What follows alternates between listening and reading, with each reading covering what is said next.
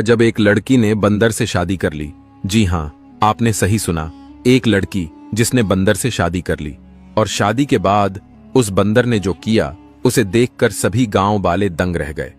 बहुत समय पहले की बात है, जब सूरज की किरणें भी मानो कोमल थीं, जब हवा में मिट्टी की सौंधी खुशबू घुली रहती थी और लोग आज की तरह भागते नहीं थे बल्कि जीवन को जीते थे।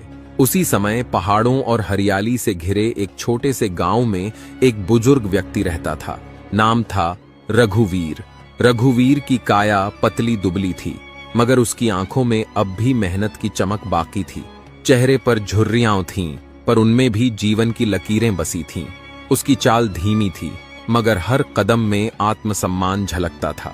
वह निहायत सीधा, सच्चा और मेहनती इंसान था, और शायद यही उसकी सबसे बड़ी पूंजी थी। गांव के सिरे पर उसका छोटा सा घर था, कच्ची मिट्टी से बना हुआ, छप्पर की छत और आगे छोटा सा आंगन। घर के पास ही एक छोटा सा खेत था, जहां वह दिन रात मेहनत करता। उसी खेत की उपज से उसका जीवन चलता। न उसके पास कोई नौकर था, न बैल, न कोई बड़ी जमीन, सिर्फ 2 मजबूत हाथ और एक दृढ़ मन। घर में उसकी पत्नी शारदा और बेटी अनीता रहती थीं। शारदा एक शांत, सहनशील और ममतामयी स्त्री थी। उसकी आंखों में हमेशा अपने परिवार की चिंता और प्रेम दोनों दिखाई देते थे।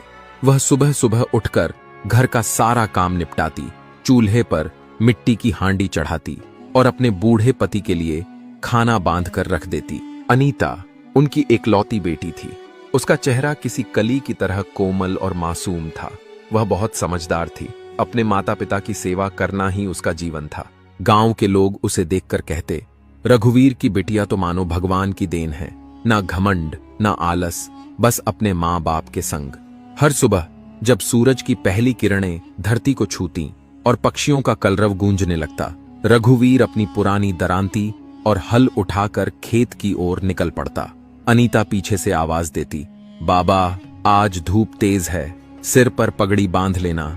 रघुवीर मुस्कुराते हुए कहते, अरे बिटिया, अब तो धूप भी हमारी पुरानी साथी है, जितनी मारती है उतना ही अन्न देती है।